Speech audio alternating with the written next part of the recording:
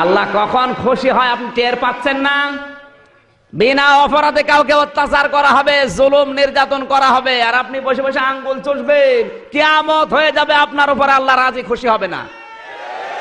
আর রাজি হয় আল্লাহ ওই জায়গায় যখন অন্যায়ের বিরুদ্ধে মানুষ সোচ্চার হয়। কথা বলেন।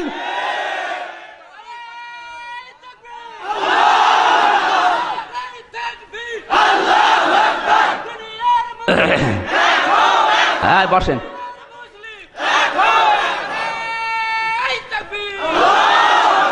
আমার যতটুকু জ্ঞান আছে, এই হুদায়বিয়া যদি বাংলাদেশে আসতো, শুধু ইতিহাসই পড়ি আমরা, এখান থেকে যদি এই শিক্ষাটা নিতে পারতাম, বাংলাদেশে একটা মানুষ আজ গুম হতো না, হারিয়ে যেত না। এই কথা বলছেন না কেন? একটা কথা যদি আপনি ভুল প্রমাণ করতে পারেন, গ্যারান্টি দিয়ে যাচ্ছি, চ্যালেঞ্জ দিয়ে যাচ্ছি, কোনোদিন আর কথা বলবো না। আমার বয়স অল্প, লেখাপড়া যা ছিল বাংলাদেশে একেবারে কম করি নাই, আমি চ্যালেঞ্জ এমনিতেই নাই। 42টা তাফসিরের মতো তাফসির আছে বাংলাদেশে প্রায়। আমি কওমিতে পড়েছি, আলিয়ায় পড়েছি, বিশ্ববিদ্যালয় শেষ করেছি, এখন ডক্টরেট করার জন্য সার্টিফিকেট জমা দিয়েছি। মনে করছেন হুজুর ছোট, যা বলে বলো। আপনি মিলান তো, একটা কথা ভুল প্রমাণ করতে পারেন কিনা? কোন আলেম নিয়ে আসবেন, নিয়ে আসেন। আর যদি প্রমাণ করতে না পারেন ভুল, তাহলে আপনার মেনে নেওয়া লাগবে। কি বলেন? আর যদি মেনে না নেন, বেকারে মাহফিল দিয়েছেন কোন কারণে? লোক দেখানোর জন্য? তাহলে এখন থেকে সিদ্ধান্ত নেন, এলাকায় যদি কোনো অন্যায় অবিচার, সে একজন হোক, কিছু যদি হয়, সোচ্চার হওয়া লাগবে। নবীজি সোচ্চার হয়েছেন, জীবন দেওয়ার জন্য 1399 জন মানুষ প্রস্তুত। ওরা ভয়ের চোটে ওসমানকে ছেড়ে দিয়েছে। আজ বাংলাদেশে যদি আমরা এইরকম কিছু করতে পারতাম, রাম বাম উল্টা পাল্টা পথ দিয়ে পালাতো। বুজুর্গ হয়ে বসে আছে, নবী ছিলেন বুজুর্গ, এর নাম বুজুর্গ। এ বুজুর্গ এখন দেশে আছে? বুজুর্গ হওয়ার জন্য 2 নাম্বার লক্ষণ হুদায়বিয়া থেকে দেখলাম অনেকগুলো জায়গা আছে এখনো মার্ক করা। আল্লাহর নবী ডাক দিয়েছেন, সাহাবীরা ওসমানকে ওরা ছেড়ে দিয়েছে ঠিক, কিন্তু রাতের বেলা আসবে। যুদ্ধ একটা কৌশল, প্রতিপক্ষকে ঘায়েল করার জন্য বিচক্ষণতা অর্জন করা লাগবে, বিভিন্ন সাইড দিয়ে ভয় দেখানো লাগবে, ওদের অন্তরে ভীতি সৃষ্টি করা লাগবে। এই জন্য তোমরা পায়খানা বানাও কম, আর চোলা বানাও বেশি। গভীর রজনীতে 2 জন গুপ্তচর এসেছে, এসে দেখে শুধু চোলা। মানুষ 1400 বানিয়েছে, 14,000 চোলা। ওরা কয়েক হাজার গোনার পরে বছর দরকার নেই, চোলায় যদি হয় এত, তাবুর ভেতরে মানুষ আছে কত, ফিরে গেছে ভয়ে। ডাক দিয়ে বলে, নেতা আবু সুফিয়ান, পারলাম না মানুষ গণনা করতে। বলে কেন? চুলা যত 2-3 হাজার গোনার পরে আর গণনা করতে পারলাম না। কি করা যায়? এবার যাও 2 জনকে, তোমাদের পাঠালাম মানুষ গুনতে, তোমরা চুলা গুনেছো। সকালবেলা এসে দেখে এক একটা পায়খানার সামনে প্রায় 150-200 মানুষ। নবীজি জানিয়েছিলেন মানুষ 14,000, পায়খানা বানাবো 14টা। ওরা এসে পায়খানার লাইন গুনতেছে, 2-3 লাইন গোনার পরে বছর দরকার নেই। পায়খানায় যদি এই মানুষের লাইন হয়, তো তাবুর ভেতরে কত! ভয়ে চটে গেছে, দৌড় দিয়ে চলে। আল্লাহর নবী কথাটা বললাম কেন? এই কান লাগান। নবীজির বিচক্ষণতা ছিল, নবী বুদ্ধিমান ছিলেন, আল্লাহর নবী দূরদর্শিতা ছিল, আল্লাহর নবী সমরবিদ ছিলেন। প্রতিপক্ষকে ঘায়েল করার জন্য বিভিন্ন কৌশল অবলম্বন করা লাগবে। আজ পৃথিবীর সব জায়গা রাম আর বামদের হাতে। এদেরকে ঘায়েল করার জন্য, এদেরকে দুর্বল করার জন্য কিছু আমাদের হাতে নেই। এই যে স্যাটেলাইট গুলো একটা আমাদের হাতে আছে, ওরা যেটা নিয়ে আমাদের চরিত্রগুলো ধ্বংস করে ফেলছে। আজ ফেসবুক যারা ব্যবহার করে, ইন্টারনেট যারা ব্যবহার করে, ইউটিউব, টিউবম্যাট, ভারত থেকে আসা ওই পিন আপ করা পত্রিকাগুলো, ভারতের 36টা চ্যানেল সহ সব কিছু ওদের হাতে। আর আমরা বলছি সব হারাম, আমরা আছি লা ইলাহা ইল্লাল্লাহ নিয়ে। আপনি যদি এই লা ইলাহা ইল্লাল্লাহটা প্রতিষ্ঠা করতে চান, প্রচার মাধ্যমগুলো দরকার আছে না নেই? আল্লাহর নবী যেদিন নবুয়ত পেয়েছিলেন, সাফা পাহাড় তো নিজের চোখে দেখলাম, বিশ্বনবী ওই পাহাড়ে উঠে লাল কাপড় উড়িয়ে দিলেন। তার মানে ওই সময়ের প্রযুক্তি, ওই সময়ের স্যাটেলাইট ছিল লাল কাপড়। কেউ বিপদে পড়লে লাল কাপড় উড়িয়ে দিত। মানুষ মনে করতো লোকটা বিপদে পড়েছে, সবাই আসতো। আল্লাহর নবী যদি ওই সময়ের প্রযুক্তি ব্যবহার করে কালেমার দাওয়াত দিতে পারে, আজও বাংলাদেশে পত্রিকার মাধ্যমে, ইউটিউবের মাধ্যমে, স্যাটেলাইটের মাধ্যমে, প্রযুক্তির মাধ্যমে কোরআনের দাওয়াত প্রচার করা ফরজ। আর উনি হারাম হারাম হারাম করতে করতে নিচেও হারাম হয়ে গেছে। কাবা শরীফের ইমাম আব্দুর রহমান সোদাইসির চাইতে কি আপনি বড় হুজুর?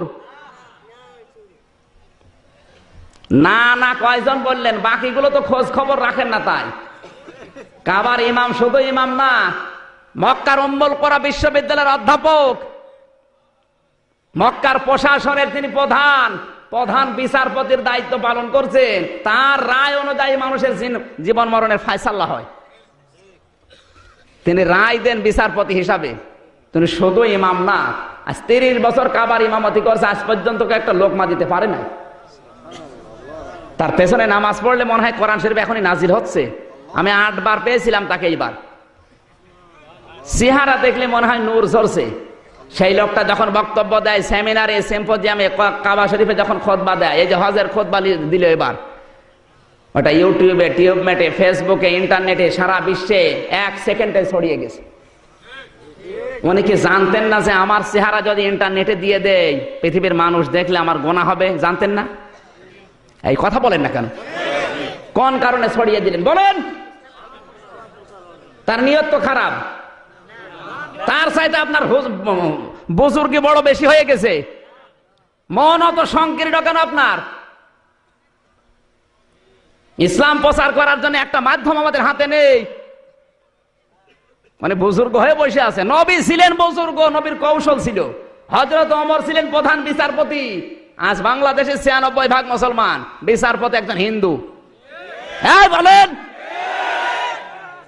সব দোষ তো মনে হয় শেষকে সিনহার। ঠিক, দোষ আমাদের। একটা যোগ্যতা নেই আমাদের। আজ এসকে সিনহা ঢাকা বিশ্ববিদ্যালয়ের ছাত্র, আর উনি তো বারান্দায় যেতে পারবেন না। উনি ছেলেকে হুজুর বানিয়ে খেজুর বানিয়ে বসে আছে। কে বলেছে আপনার ছেলেকে হুজুর বানানো লাগবে? ওরা ইসলাম ধ্বংস করার জন্য যা ব্যবহার করছে, ওয়া'উদ্দু লাহুম মাসতাতা'তুম মিন কুওয়াতি ওয়া মির রিবাতিল খায়ল, সূরা আনফাল 10 নম্বর পারা 3 নম্বর পৃষ্ঠা 13 নম্বর লাইনে 60 নম্বর আয়াতের প্রথম অংশে আছে। এই খায়েল মানে শুধু ঘোড়া না, খায়েল মানে ইন্টারনেট, খায়েল মানে ফেসবুক, খায়েল মানে ক্ষমতা, খায়েল মানে ডাক্তারি।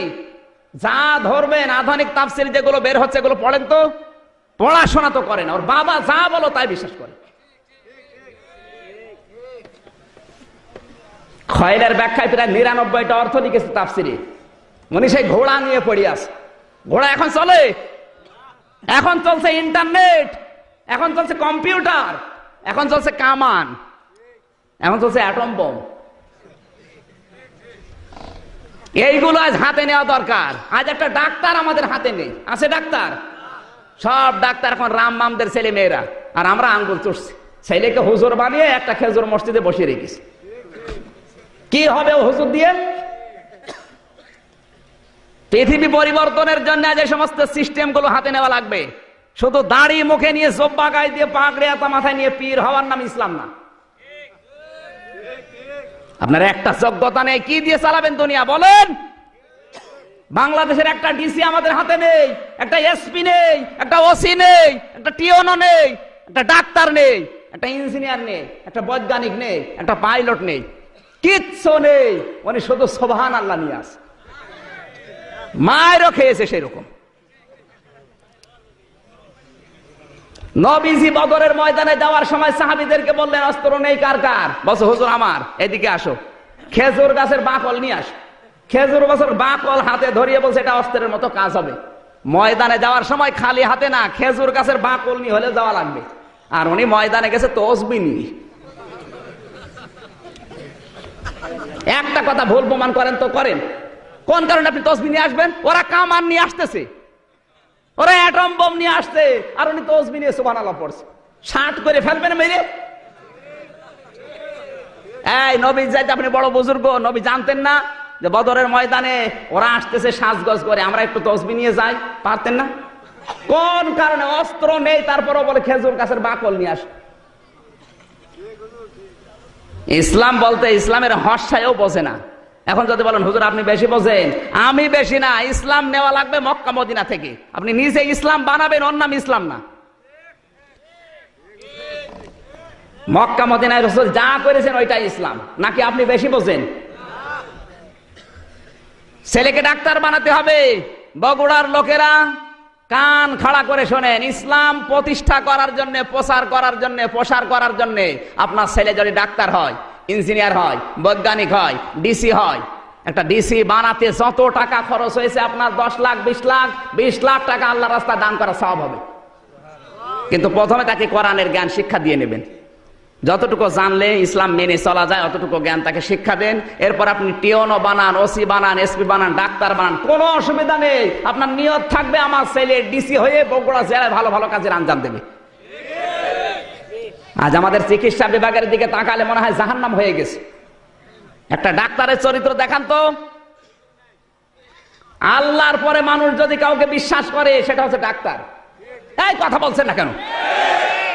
কিন্তু এরা আজ কষায় কাদের হয়ে বসে আছে। আমার যতটুকু ধারণা বাংলাদেশ সম্পর্কে, এই দেশে যদি কাউকে ডাকাইতে ধরে তার বেঁচে থাকার সম্ভাবনা আছে, কিন্তু কাউকে যদি ডাকাইতে ধরে, ডাক্তার ধরে, ও নির্ঘাত মারা যাবে।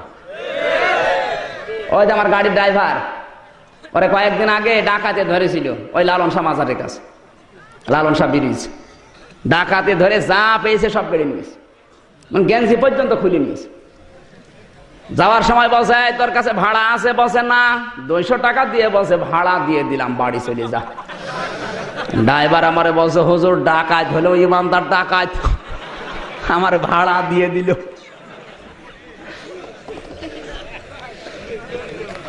আর একটা ভালো মানুষ নিয়ে যান ডাক্তারের কাছে, পেট কেটে খুঁতো করে দেবে। চাটি বাটি ঘটি বাটি বিক্রি করে নিয়ে যাবেন, সব তো নেবেই নেবে, বাড়ি আসার সময় ভাড়া দেবে। কারণ ডাক্তার তো ওই রকম ডাক্তার বানাতে পারি না। আজ ডাক্তার গুলো যদি আমরা তৈরি করতে পারতাম রাজশাহীর ডাক্তার ফাতেমা সিদ্দিকার মতো, ফরিদপুরের ডক্টর শাহিন জর্দারের মতো, চট্টগ্রামের ডক্টর আব্দুল মুবিনের মতো, এই সমস্ত ডাক্তার উপহার দিতে পারলে চিকিৎসা বিভাগ হয়ে যেত দুর্নীতিমুক্ত। আর এমন ডাক্তার পেয়েছি, হাত ধরার পরে 1000 টাকা বিল, 5টা রিপোর্ট, কোন জায়গায় দেখাতে পারবা না, আমার জায়গায় দেখি আবার নিয়ে আস। এইরকম ডাক্তার আছে না? আছে মানে ডাক্তার না, ছেলে কার আপনি হিসাব করে দেখেন, ওর বাবার আমার বাম। এই জন্য বলছি শুধু হুজুর বানানোর দরকার নেই, কোনো দরকার নেই হুজুর বানানোর। হুজুর অনেক আছে। আজ পৃথিবী পরিবর্তনের জন্য ভালো মানুষ দরকার।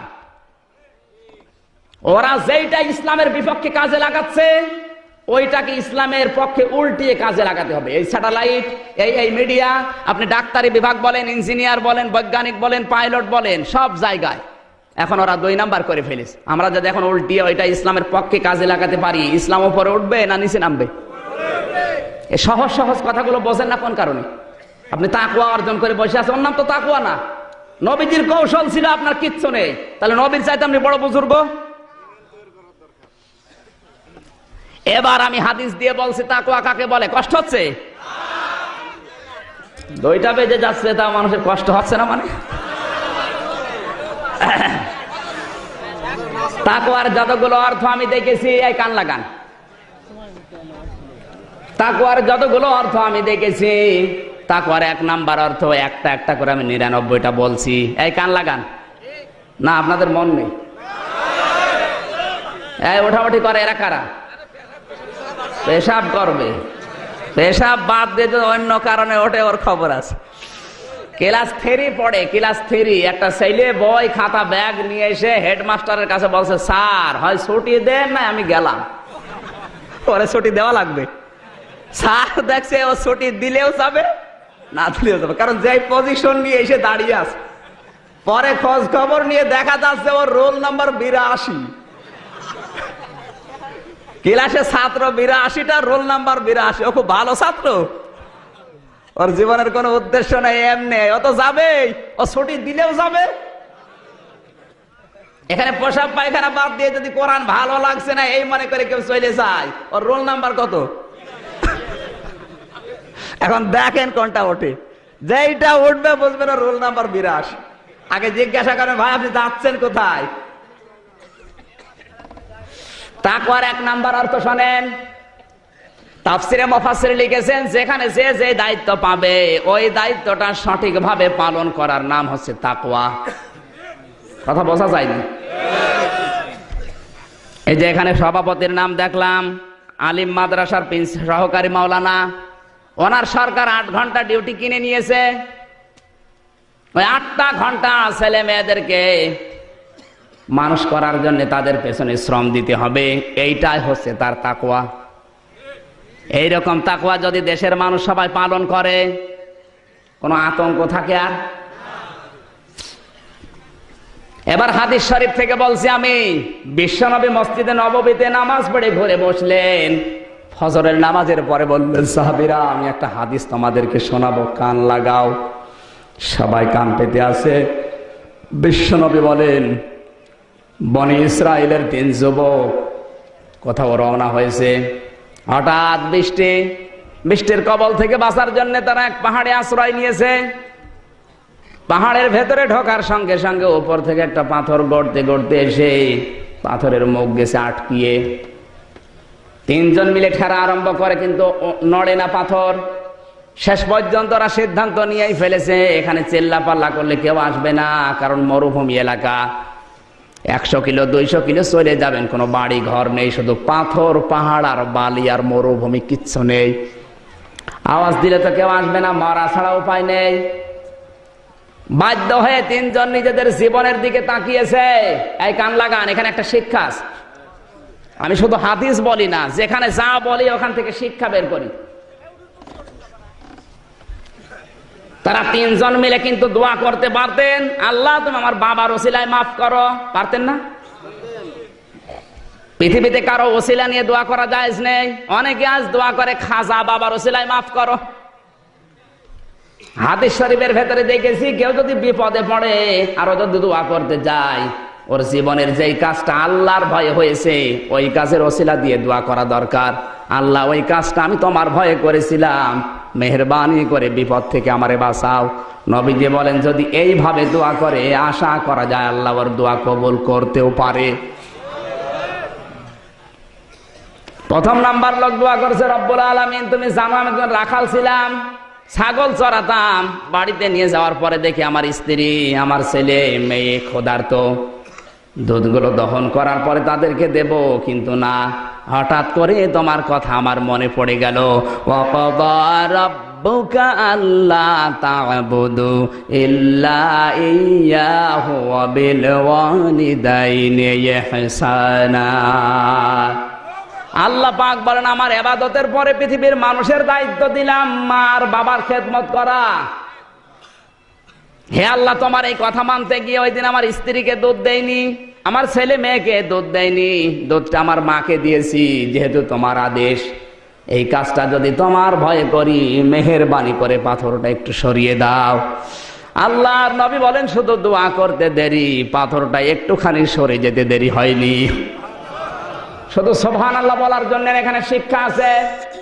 বনি ইসরাইলের যুবক 1000 বছর আগে মায়ের খেদমত করে 3 জন মিলে যে পাথর নড়ানো যায় না, মায়ের হক আদায় করার কারণে যদি পাথর পর্যন্ত আল্লাহ নড়িয়ে দিতে পারে, আজ আমাদের জীবনে যাদের হতাশার পাহাড়, দুঃখের পাহাড়, অন্ধকারের পাহাড় জমা হয়ে আছে, এই পাথরগুলো যদি আমরা সরাতে চাই, মা বাবার খেদমতের বিকল্প কিচ্ছু না। এই পুরা কোরআন শরীফের ভেতরে যেখানে এই মা বাবার নাম, সেখানে আল্লাহ নিজে বলেন আমি ব্যাখ্যা করে দিলাম। অন্য কোন মানুষের নাম দেখান তো যেখানে আল্লাহ নিজে ব্যাখ্যা দিয়েছেন। কোন মানুষের নাম নেই, শুধুমাত্র মা বাবার নাম যেখানে আল্লাহ দিয়েছেন, সঙ্গে সঙ্গে আমার আল্লাহ নিজের থেকেই ব্যাখ্যা দিয়েছেন। আমার ভাইরা, এই মা বাবা ডিলেট হয়ে যাচ্ছে।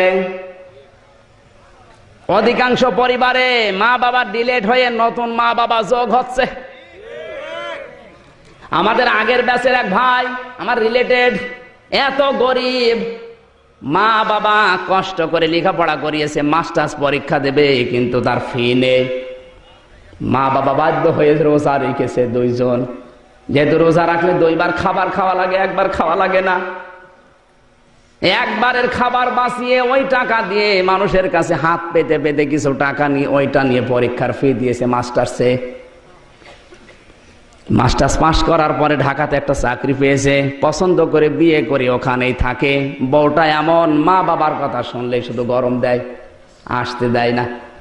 আমার মনে হয় এরকম মা বাবা এখন দুনিয়ায় নেই।